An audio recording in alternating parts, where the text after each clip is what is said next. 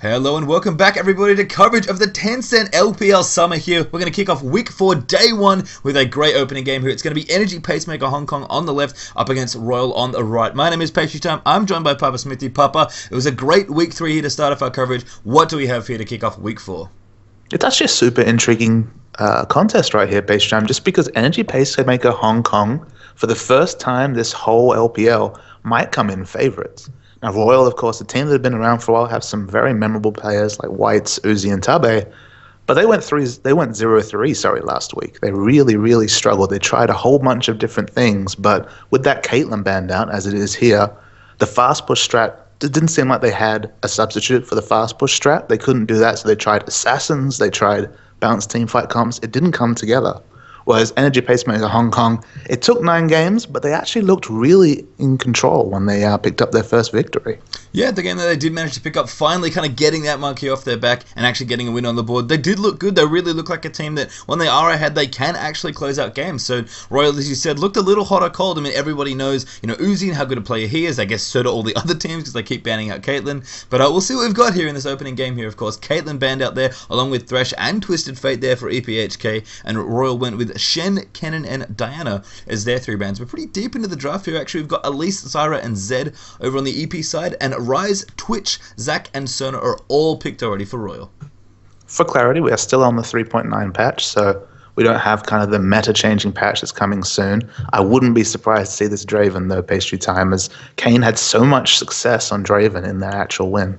Yeah, if you didn't catch that game, I guess we won't spoil it for you, but Kane had a pretty spicy build going into that game, which was kind of brilliant, actually, when we looked at it. And, ooh, this is different. Not going to go with Draven, but actually Tristana, and looks like the young Glory Specialist back here for this game, Papa Smithy. That is Shyvana. But how much longer will it remain a young Glory Special? I mean, they'll always be known to be the ones that brought it out, but Shyvana, she could be going places. And, we spoke a bit at the end of Young Glory's last game as to whether it's a LPL special, i.e. something that suits kind of the low warding, high aggression that comes out in the Tencent LPL, or whether it's something that's just going to be seen all around the scenes. We don't know the answer to that question, but exciting to see another team bring it out here. Yeah, sure. Actually, the last pick out there, so the EPHK will take that here, and the last one over on the Royal side, actually Lee Sin to round out their jungle. So kind of interesting to see both teams pick their junglers late here, but of course Royal, I suppose, have the option of flicking their top and jungler around, but looks like for the moment they are going to be running Zac in that slot instead, and those are our opening teams there for first game, and I have to say, pretty excited to see Shyvana again. Speaking of excitement, we definitely have some extra production here this week. You might know, faithful viewers, that we are, of course, watching VODs. And this week we are left with the actual production VODs. So we get to see some of the lovely players, the amazing arena. I mean, the Tencent Pro League, the first time I spied a match, so impressed with the arena they had going. And we'll have player cams in the match. So definitely a different flavor, at least for this day's VODs. Yeah, a little different here, of course. I mean, it's great to see all this going on. Love to be here, but have to be here instead. Still bringing you the games, which is really, at the end of the day, what we want. The only other tweak, of course, is that unfortunately, due to us getting the direct production feed, we actually have no sound at all, except us, of course. So you guys just have to enjoy us for this round of VODs, and of course, we should have game sound and all that back in the mix for the rest of them as well. So apologies about that, but hey, enjoy a little bit of extra. It's pretty sweet to see the production that goes on, and of course, look at these two teams here ready to play off against each other.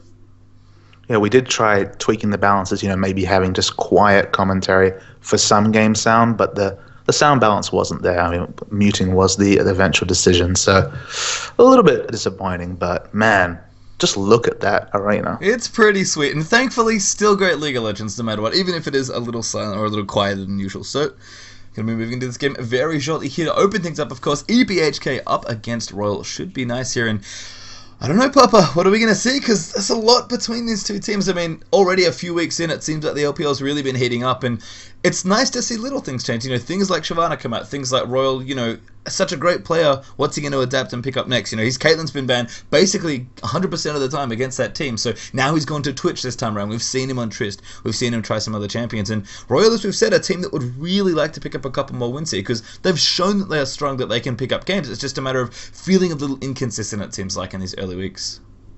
And look, I really like the Twitch adaptation here, just because Twitch, and it was Monte Cristo actually on OGN who talked about this, he does so many things. He's really strong laner, especially level 1 and 2. His damage is insane.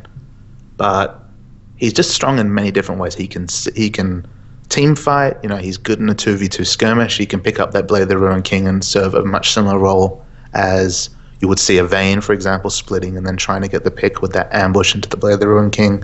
But he doesn't tell you much about a comp. With a Twitch pick, you don't know if it's going to be a team fight comp or that kind of more split-focused comp.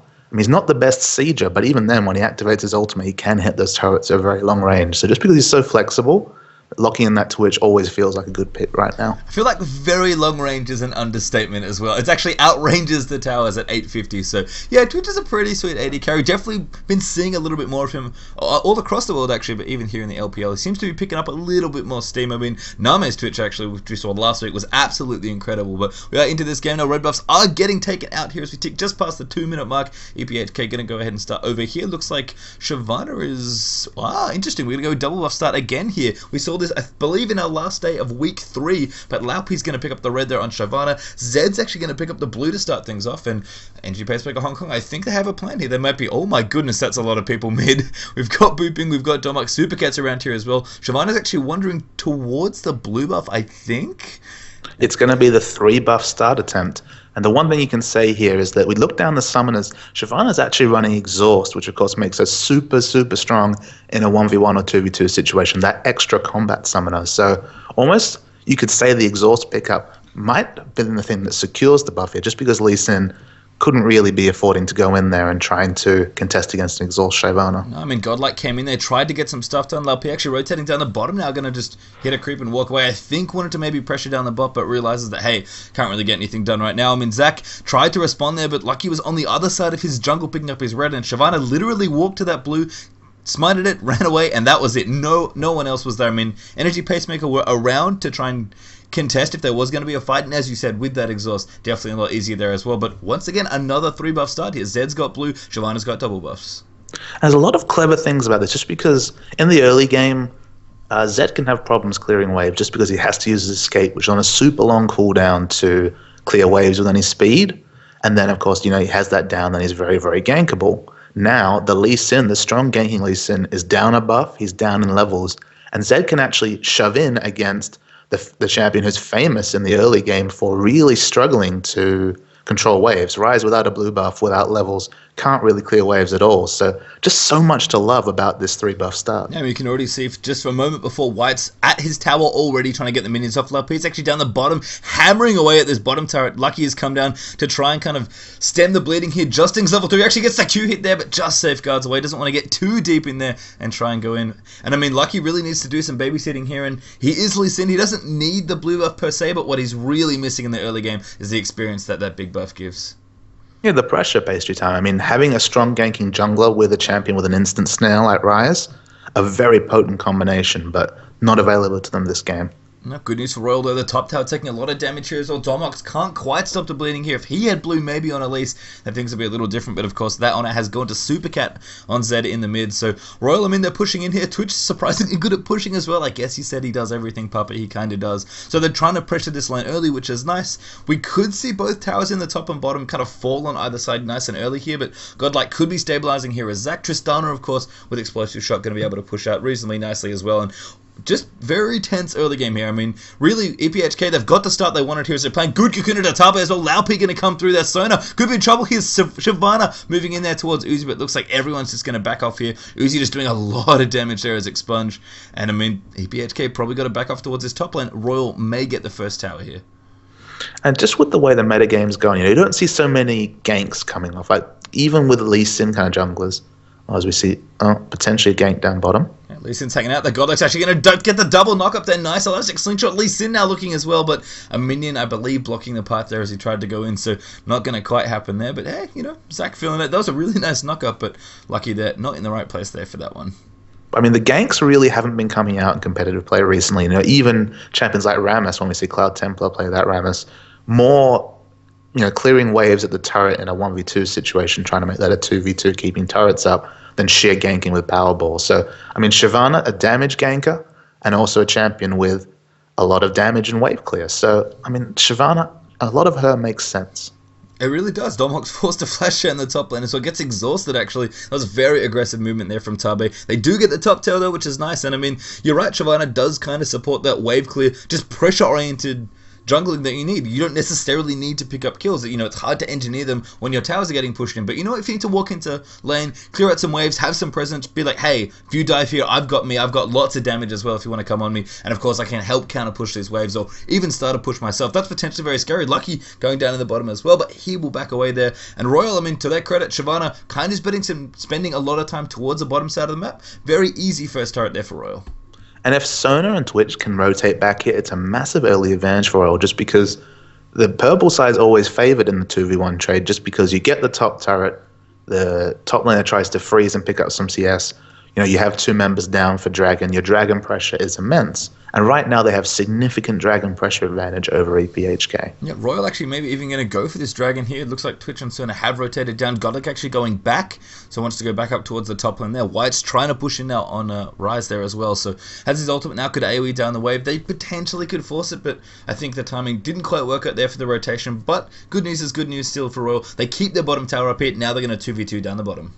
Absolutely, they have the option right now. They are the ones that are going to decide what happens next. And it looks like EPHK are backing here, which again opens up a timing for Dragon. Yeah, the push could come in. That Dragon, as you mentioned, could come in there as well. I'm curious to see if they're just backing for items and they maybe need to spend some of their gold. Looks like the answer is yes, by the way, as Bilgewater Cutlass gets picked up nice and quickly there for Kane. But you can see Lucky starting off on that Dragon now. That is warded, so EPHK do know what's up. But with that back, as you predicted, Papa, could be never mind. Lucky, I think, forced to back off for that one. As a blue side laner, if you don't get that turret, there's not many good options, because you don't want to stay in lane with a Doran's Blade against a Bilgewater, freshly shot Twitch. You kind of have to go back, which of course opens up the inevitable, Dragon pickup. So that's why Purple loves the 2v1 top. Will that change in 3.10? I don't know. I don't have enough experience with playing or even especially watching competitive there. But certainly in 3.9. Twitch and Royal here look very happy. Yeah, certainly where we are, Uzi's just got to be having an absolute field day on Twitch. Getting plenty of farm last, hitting like a beast, as almost always. 20 CS also up ahead against Kane. The bottom tower very low in here as well. So, they're going to try and fend it off here. Kane can't really do a whole lot. One more minion wave, probably going to mean the death of that bottom tower, which is going to be good news there for Royal. Going to get what they want, really, those first 2 towers. And you actually said it, Papa, it's kind of funny. You mentioned how much Royal love to play Caitlyn and love to be aggressive and push down those turrets early. They didn't get Caitlyn. They never get Caitlyn anymore. But Uzi's trying to do his best Caitlyn impression here with Twitch. As we see Laopi coming into bottom lane here. For once, we don't see the snowball Shyvana. We don't see the Doran's Blades. We don't see a really massive Shyvana at the 8-minute mark because, of course, no successful ganks. The 3 buff start was nice, but since then, just a bit of lane pressure coming out of Shyvana. Yeah, it's almost like I think she wanted to be, because you could saw them down the bottom lane. They were pushing really aggressively. They actually almost got that tower down. It felt like Shyvana was, going to take some pressure, get Lee Sin's ganking out of the way in the first few minutes, and then give them time to really open up a push. Because Lucky was under-leveled. He came to bottom and didn't really do a whole lot with 3 members pushing. A 3v2 is hard enough. When you're under-leveled as Lee Sin as well, it's even more difficult. So I think I can see the logic there, but maybe LP should have been in other lanes, should have maybe been trying to counter-push the top lane, and as it is, Royal just have exactly what they want here. They push down the top turret, the bottom tower is almost down as well, and if they really want, they can rotate down towards mid as well. And basically on every metric based time, Royal are winning. You look at the CS values, 18 CS up for Zach. 28 CS, a massive advantage for Twitch. I guess that's because Shyvana would have been sapping a bit of farm, but even she isn't markedly ahead of Lee Sin. Yep, Shyvana moving down the bottom as well, trying to get some pressure off, but Uzi's just going to have a nice day. They're good at Crescendo actually there from Tab. It looks like Shyvana going to go through there as well. Exhausted actually up there as well. Now the counter exhaust used by Shyvana. Spray and Pray is activated though. Laopi taking quite a bit of damage here. The expunge should pop off. It's actually flashing forward. Needs a few more auto attacks. That is going to be a kill, and oh my goodness, that expunge damage. Uzi completely pops Laopi Shyvana. And First Blood coming in very late for an LPL matchup. It looks like they'll probably be able to rotate into a Dragon as well. And this is exactly how Royal scripted it. Take down the bottom tower, put pressure down the bottom, and of course with the jungle absent, very, very difficult for this Dragon to get anything done. It looks like Zed, they're coming through under Godlike, actually leap over the wall there with Slingshot, Deathmark, and a proc the ignite. Enough bloblets do happen now as well. Can Supercat make it over in time? There's the zoom in onto the bloblets. There's a couple dead. Oh my goodness, the damage as Supercat AoEs the rest of them down. That was very nicely played by Zed though. Absolutely. I was able to tell that the passive had been popped, so just had to go around and finish him off. They could have chosen anyone to pick it up. At the end of the day, Zed has his Brutalizer. They want him to get to that Blade of Ruin King kind of power time to make him that split push terror. So Smart choice to give him the kill. It was just funny to see him line up the AoE and kill all the rest of the 3 blobs at once, and poor God like that. No chance there to get away from that. Kind of used what he could, realized he was in trouble after Zed rotated through, and that's going to be a nice return kill there for EPHKs to get on the board. Uzi, though, no ambushes. Lucky could be really getting hurt onto Kane, but there's the rocket drop out as the Q flies out there from Lee Sin, so no such ganks will be happening down towards the bottom lane. But honestly, even without those kills, I mean, a dragon up, even unkilled, but those 2 towers, we're all very, very happy here in this spot. And this is the spot that Royal looks the most comfortable. It's when they have those 3 turrets down, and that was mostly facilitated by Uzi's amazing Caitlyn play in the earlier weeks. The Royal looked like a really formidable team. 2 turrets down. If they can get the 3rd here, I think they'll finally be back in that comfort zone that they definitely didn't feel during week 3. And then, of course, when they can move through, I mean, Uzi is one of those players as an AD that we don't say this often, but he really feels like a snowball sort of AD carry player. And Twitch with a Blade of the Ruin King at 12 minutes as we almost tick up towards that mark. That's very, very scary for a team here. And you have to think that they are going to be rotating mid, possibly look for an ambush Blade of the Ruin King activation initiation. And after that, it's going to be basically lights out for EPHK's middle tower. Yeah, and Tristana definitely wants to farm up in a side lane here, but of course with Tristana with that explosive shot passive, she will push the lane and open herself up to that ambush Twitch gank. Very aggressive lane ward there from Tabe as well. He just kind of pokes one in the bottom right-hand side corner of your screen. But here comes Royal. Almost all of them, actually. In fact, all of them as Godlike's even around the side, looking to maybe slingshot in. The rest of EPHK trying to rotate in here, but looks like I think Twitch's ult's even activated here. No, maybe not. Uzi just coming through.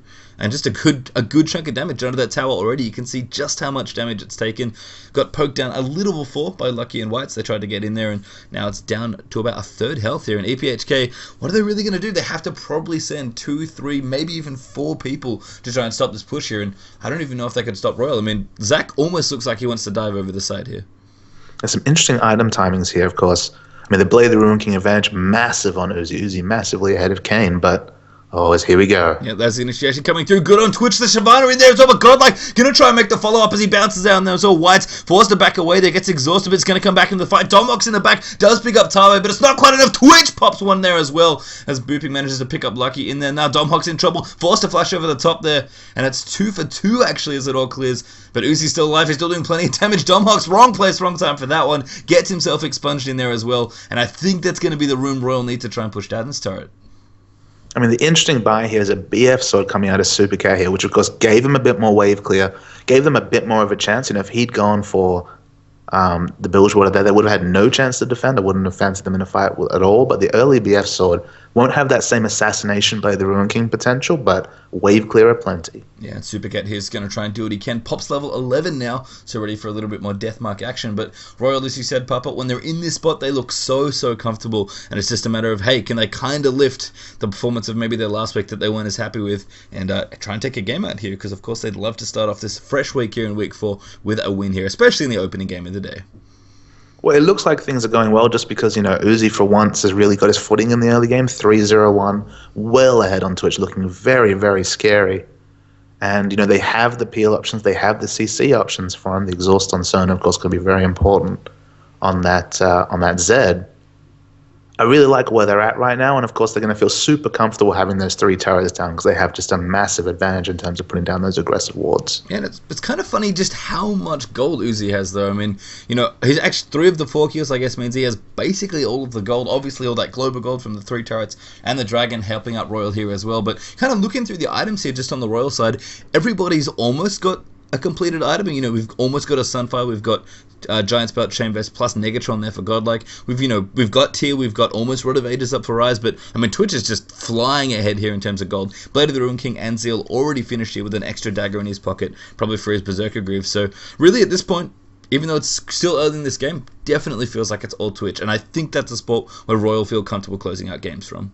I mean, on the EPHK side, I mean, at the moment, Zed is actually very strong with the Brutalizer into the BF sword. He'll be doing a lot of damage, but, I mean, Tristana and Elise here, really smarting for gold. I mean, Elise, I guess, has the items for something tanky. Could be a Haunting Geist to go with that Giant Spell. Could just be a Warmogs. You know, we're not sure, but definitely no double Magic Pen at this point. No huge assassination potential to complement that Assassin Zed.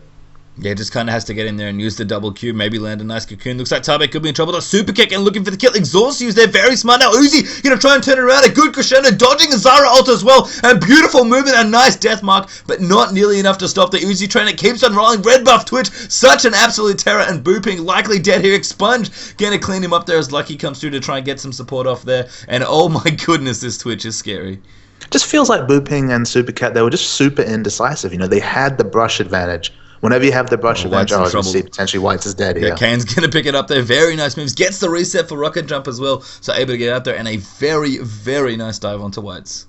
But when you have the brush advantage there where, you know, you're going to get the first attack off, you always fancy yourself to get the kill, but it didn't happen there. Godlike going in as well there. Let's bounce up on a Domox after the knock-up. A slingshot. Great dodge of the Q there. And looks like going to try and get away from Lee Sin. The Q just missing. There's the flash stretching strike. Going to get the slower. And at least Domox, very cute, uses Venom Spite to try and get out of the way. The Q misses, but there's the knock-up. And finally gets the kill there. Domox doing everything they possibly could to try and get out there and still gets chased out. A lot of resources used there for Royal, but the time they spent there. Uzi picks up yet another tower down the bottom. Now LP coming in, trying to get the damage on. Exhaust, they gets cleansed off actually. Shavana's going to get turned around. His Super Cat though dodging up the top lane. Uzi forced a flash, but Deathmark follows him, and that's very, very bad news for the Rat as Lucky follows over the top of Dragon. Booping's now in here as well, trying to get it done, but Super Cat's going to go down. Kane now trying to chase out Lucky as Lucky wants to make something happen. It's 2v3. There's the war jump over. Godlike going to try and make it happen. The Q maybe following up here as well. There's Lee Sin going to go back in there. The Tempest moving in for the cripple. Kane though activates the barrier. Kill there over the top as Lee Sin can't quite get away. The rocket jump reset comes through. The flash out there from Tristana. Whites wants another target. He finds Booping there for the Rune Prison, and I think we're finally done. A very long team fight there.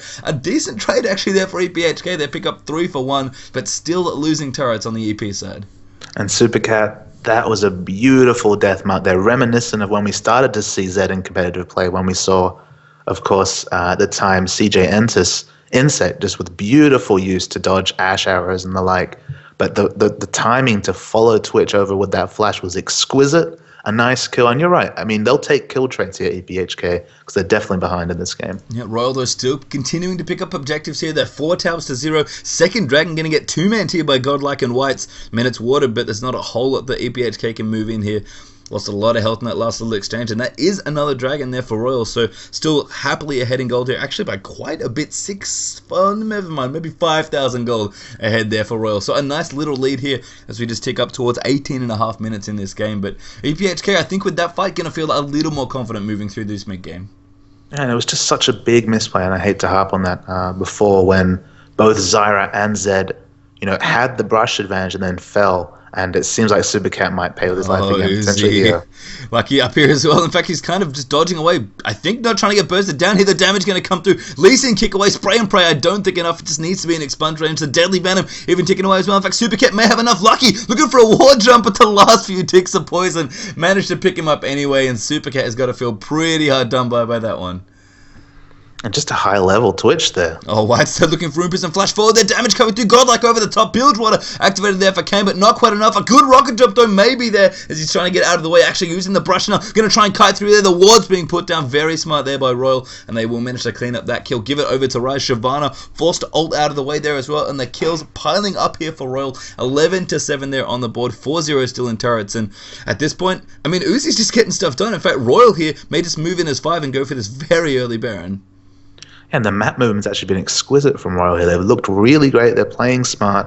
But I mean, the one variable that's changed from last week pastry time, Uzi's looking massive at the moment on Twitch. He really is. He's not even, just last hitting well and positioning doing what he normally does well as an AD carry. It looks like Crescendo on the Baron. A good knock up there for the Zyra ult, but Twitch is going to clean up the Baron there to make sure that doesn't happen. Beautiful double knock up there for Godlike as they clean up kill after kill. Sona's already down, but I think Royal are happy with that trade. Booping will fall down there as well. It's just an absolute massacre there around the Baron pit. A 2-for-1 trade, not the worst thing ever, but Uzi's on the hunt now looking for Domox. Not going to find it as he cleans up and pushes out the top, but a Baron secured there for Royal. Very aggressive, very, very early Baron there, but they were confident. They had the damage. Blade of the Ruin King, Phantom Dance to Twitch, doing absolutely tons of damage to Baron at 20 minutes. And Royal, I mean, Uzi, again, not only was he the one that's facilitating all that damage, moving around, making plays, he actually last hit that Baron as Lucky's going to get blown up by Deathmark.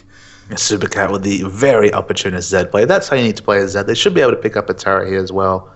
But you have to think, oh no, they have to back away here as I guess the Zac pressure comes out. But you have to feel like, Royal's weekend from hell might finally be behind them. They might actually be picking up a win after no luck in week 3. Yeah, Kane actually going to keep going onto this tower. Then maybe going to try and defend it. Godlike with the knockup. Finds a Tabe moving through. Kane, way too much damage as Whites finds the Rune Prison. Not able to rocket jump out of that one. And that's going to be yet another kill there for Royal. I mean, Twitch is just massive here. Picks up the BF sword on top, looks down, doesn't see any armor coming out from EPHK. Man, I mean, Twitch, if he's left unchecked, if Supercat can't recreate the wonderful death mark there and manage to somehow lock down Uzi in a fight, EPHK are going to get wrecked by this Twitch damage in the next fight. Yeah, and that was kind of the last thing, is not only is Uzi doing fundamental AD things well, he's roaming on Twitch very aggressively. He's setting up plays, he's finding Venom casks to get in there and really slow people down. I saw some beautiful ones in lane where he hit multiple people in that kind of narrow AoE. So it's, he's not just doing what he needs to do and pushing down turrets and getting kills and getting fed for his team. He's even creating opportunities and moving and actually making plays, which is not something we usually get to see from an AD carry. No, and again, it's all on Zed. And look, Supercat's played really well this game, apart from the one mistake down bottom when he, led to that double kill for Uzi. He's played very smartly. He's done some nice smooth moves. It's on him to assassinate Twitch, but I mean, Twitch's flash is just off cooldown right now. I mean, the team understands that it's Twitch's damage that will really win and swing them a fight. He has all the gold, like you pointed out, so will they be able to execute? Guess we're going to find out that Godlike over the top, looking for a booping, completely caught there by that one. Going to get Rune Prisoned up. The Zara ult, not enough there, as Zac very, very tanky at this point. Happily tanks a couple turret hits, and whatever else is thrown at him. Mid-turret there, he's going to go down. Zed actually looking for the split push here, but unfortunately EPHK, I mean, Zed's at a point where he really can power down those waves and get down those turrets, but I don't think the timing's good now. He may get this tier 2, he's going to try and deny off this inhibitor turret. I mean, maybe EPHK are buying enough time. It's going to be an interesting race here, but I would not put good money on Zed getting enough work done here to really put EPHK back in this one. I mean, this tower at this point going to fall very, very quickly. But there's the tier 2. Godlike moving in there, trying to find somebody with the knock-up, but all Royal really need to do is move in as 5-3 in the 5v4. They've got Baron and a couple members as well, so they're still ahead. The race is on the middle inhibitor, looking low. Zed actually doing work there in the top, but at the end of the day, Royal too fast to move in there. Lucky even going to get in. Kickstar looks back, looks for the Rune Prison, but repel happens there. White's not in position there for that one, but still the follow-up damage. Forced to flash there for Elise. Zac's going back, booping, taking damage there as well, as White is going to clean that one up. I mean, you can see there in the little camera down the bottom hand corner, Zac trying to get the knock-up, actually gets the turret there, and looks like we're going to move up towards the top now. Supercat going to get chased down there as flash stretching track happens, but he will flash himself out. White's looking on the Kane there as well. The damage is again as Uzi completely pops that Tristana, and EPHK, they're going to lose more than just a couple kills here. Probably the rest of the base going to go down. Another Rune Prison there securing Twitch. One more kill as Uzi moves to 9-1 for this game, and a valiant attempt there from Zed to split push, but this game is absolutely done here for Royal. Absolutely. I mean, Zed had built for the split push. It was looking smart, but when you lose a member before, I mean, 4v4 with some wave clear and a Zed split pushing is just an amazing spot to be in. That's the spot you want with that Zed pick. I mean, 3v4 and that 3 didn't have access to the massive amount of wave clear. I mean, Zed can push to his heart's content, but if another person gets picked, you lose the game. And that's what happened there. And Royal, officially the weekend from hell behind them. They have a win. They'll feel great about that, and they'll look to build on it in week 4. Yeah, fresh week here in week 4. First day as well. Opening game, pick up a win here for Royal, and they absolutely cannot be disappointed with that. So we'll be back with more week 4 coverage, of course. If you've missed this game or want to catch any of the games from last week there in week 3, and we highly recommend you do, please head over to youtube.com/lolchampseries, and you can check the rest of that out. We'll be back with more Tencent LPL summer coverage back here. It's going to be a great opening day here of week 4. Week 4, day 1. Game 1 is in the books here. We'll be back with game 2 very, very soon.